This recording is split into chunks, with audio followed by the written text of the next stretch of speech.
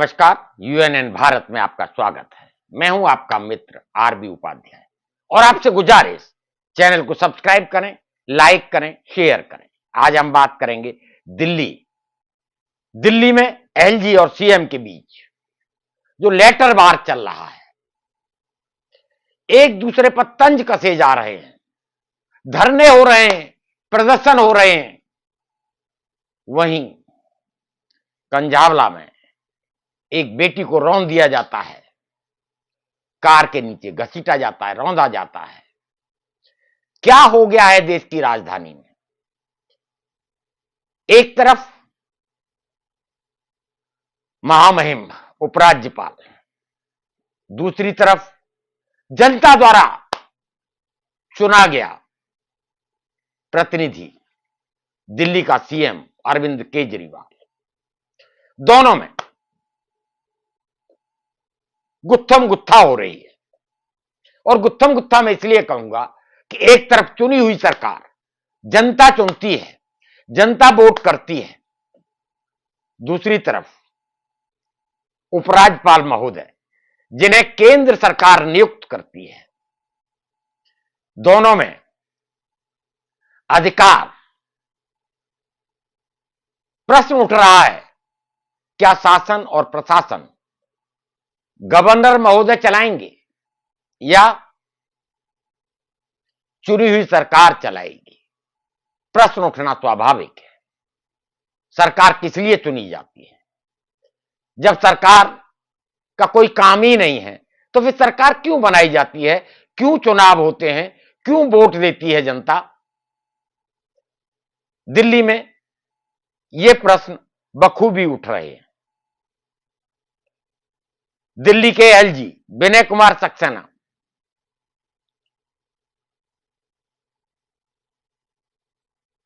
केंद्र सरकार के अधीन काम करते हैं।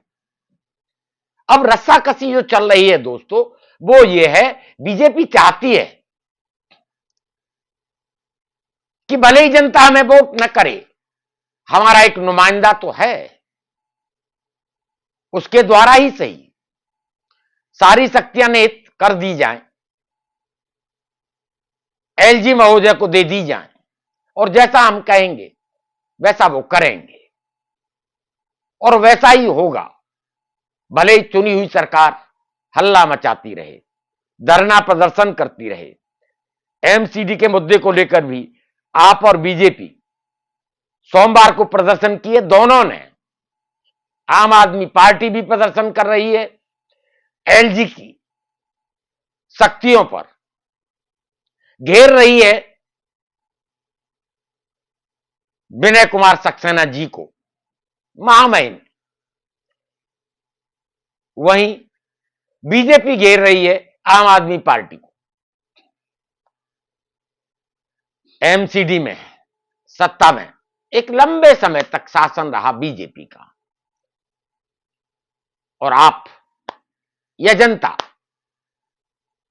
आज ही जा चुकी थी। एक बदलाव देखने को मिला। आम आदमी पार्टी को सत्ता जनता ने दी, जनता ने वोट किया, लेकिन अब मेयर कौन होगा, किसका होगा, आप क्या राय रखते हैं?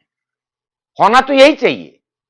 जब जनता की राय यह है, जनता ने आशीर्वाद आम आदमी पार्टी को दिया है, उसके ज्यादा काउंसलर जीत कर आए हैं, तो मेयर आम आदमी पार्टी का होना चाहिए। ऐसे बहुत सारे लोगों की या जनता की यही राय है और जनता का जनादेश भी यही कहता है। लेकिन जनादेश को कैसे ठेंगा दिखाया जाए?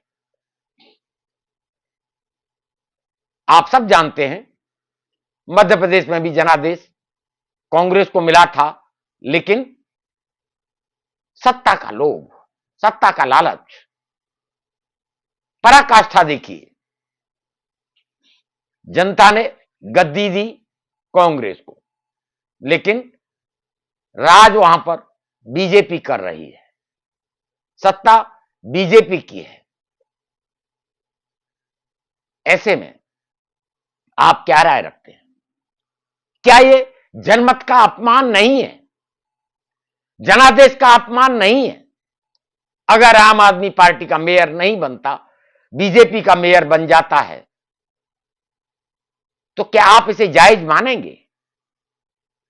मैं आप पर छोड़ देता हूं, आप फैसला लें और हमें कमेंट्स करके बताएं क्या यह जायज है। मैं जायज और नाजायज के उसमें नहीं पड़ता, ये न्यायालय का अधिकार क्षेत्र है। क्या गलत है क्या सही है ये न्यायालय तय करेगा।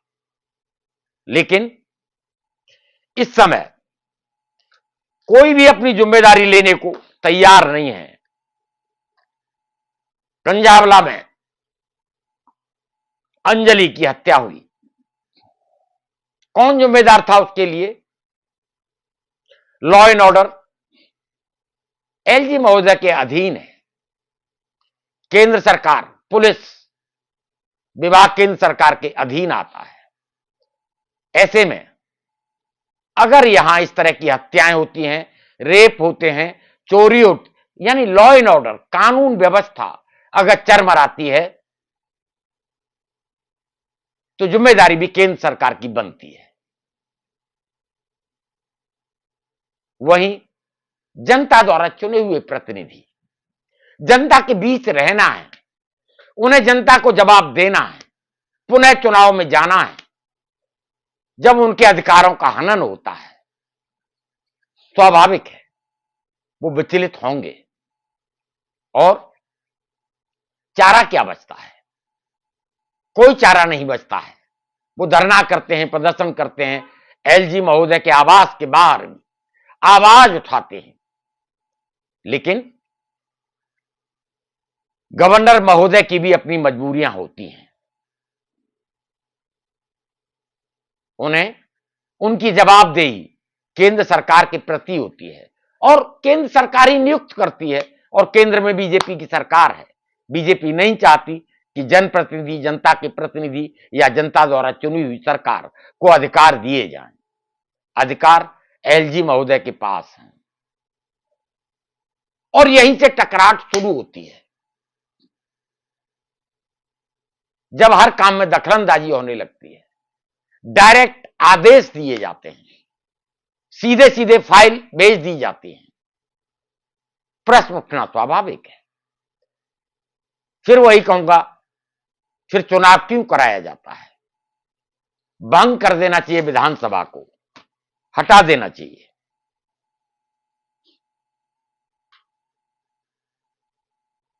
ये जो हालात हैं दिल्ली के, आप देख रहे हैं, ये किसी से छुपे नहीं है।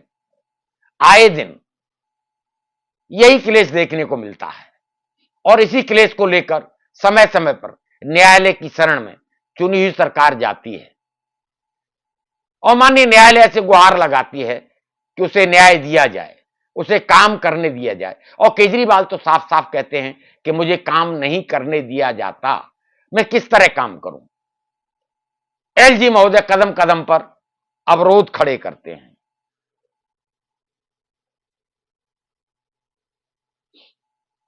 केजरीवाल ने चिट्ठी लिखी है, अपने व्यंग्यात्मक रूप में कहा है, चुनाव अभियानों के बाद मैंने शहर में प्रशासन को गंभीरता से लेना शुरू कर दिया है। अभी तक आप भी जानते हैं, चुनाव चल रहे थे, संयोजक होने के नाते आम आदमी पार्टी के चुनाव प्रचार में केजरीवाल जी भी गुजरात में, हिमाचल प्रदेश में बिजी थे।